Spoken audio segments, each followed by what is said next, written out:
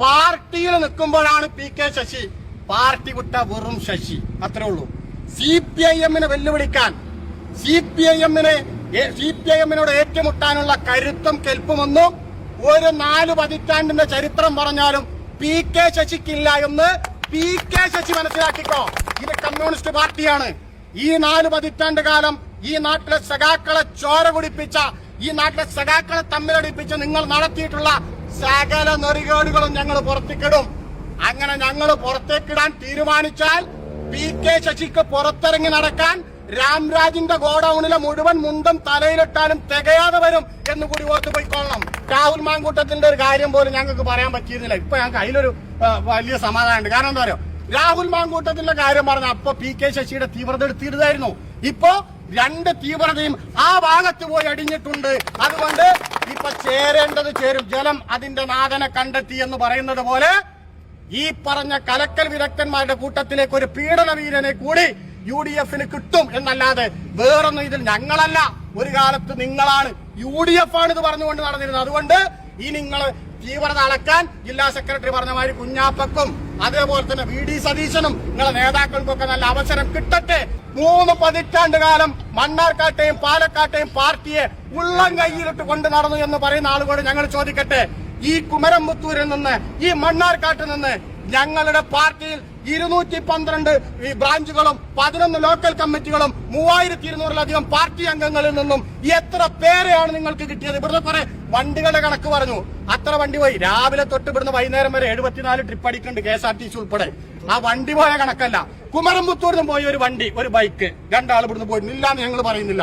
പക്ഷെ നിങ്ങൾ മനസ്സിലാക്കേണ്ടത്, ഇക്കണ്ട കാലം മുഴുവൻ ഈ പാർട്ടിയെ നയിച്ചിട്ടും ഈ പാർട്ടിയിൽ നിന്ന് ഒരു ലോക്കൽ കമ്മിറ്റിയിൽ നിന്ന് തികച്ച് 10 പാർട്ടി മെമ്പർമാരെ കൊണ്ടുപോകാൻ നിങ്ങൾക്ക് കഴിഞ്ഞിട്ടില്ലെങ്കിൽ അതിന്റെ പേരാണ് കമ്മ്യൂണിസ്റ്റ് പാർട്ടിയുടെ പ്രവർത്തകരുടെ ആർജവം എന്ന് മനസ്സിലാക്കി പി.കെ. ശശി.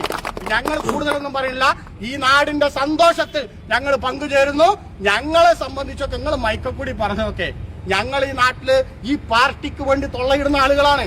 അതിൽ നിങ്ങൾ തന്ന എല്ലാ വിശേഷണത്തെയും ഞങ്ങൾ അഭിമാനപൂർവ്വം സ്വീകരിക്കുന്നു. കാരണം ഞങ്ങള് ഏതെങ്കിലും പെണ്ണുപിടിയന് വേണ്ടിയിട്ടല്ല, ഏതെങ്കിലും കൂട്ടുകച്ചവടക്കാരനും കള്ള് കച്ചവടക്കാരനും വേണ്ടിയല്ല, റിയൽ എസ്റ്റേറ്റ് മാഫിയക്ക് വേണ്ടിയല്ല, ഏതെങ്കിലും കോർപ്പറേറ്റുകൾക്ക് വേണ്ടിയല്ല ഞങ്ങൾ സംസാരിക്കുന്നത്. ഞങ്ങള് ഈ നാട്ടിലെ പാവപ്പെട്ട മനുഷ്യന്റെ രാഷ്ട്രീയമാണ് സംസാരിക്കുന്നത്. ഈ നാട്ടിലെ പാവപ്പെട്ടവർക്ക് വേണ്ടിയാണ് ഞങ്ങൾ സംസാരിക്കുന്നത്. ആ സംസാരത്തെ ഏത് വാക്കുകൊണ്ട് അധിക്ഷേപിക്കാൻ ശ്രമിച്ചാലും പി.കെ. ശശിയുടെ അധിക്ഷേപം കേൾക്കാന്ന് പറഞ്ഞാൽ അതിനേക്കാൾ വലിയ മാന്യത വേറുണ്ട്. പി.കെ. ശശി നല്ലത് പറഞ്ഞാലേ പേടിക്കണ്ടുള്ളൂ. പി.കെ. ശശി നല്ലത് പറഞ്ഞില്ല.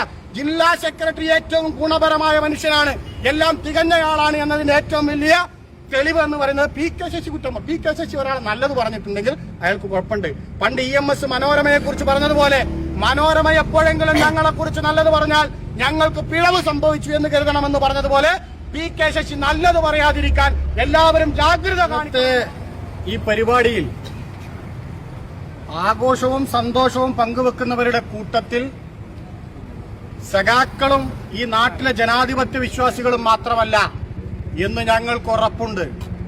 ഞങ്ങളുടെ കണ്ണൊന്ന് തുറന്ന് ആകാശത്തിന്റെ അനന്തതയിലേക്ക് നോക്കിയാൽ ഈ കുമരംപുത്തൂരിന്റെ അനശ്വരനായ രക്തസാക്ഷി സഖാവ് അബ്ദുൽ ഗഫൂർ ഞങ്ങൾ അഭിവാദ്യം ചെയ്യുന്നത് ഞങ്ങൾക്ക് കാണാൻ സാധിക്കും.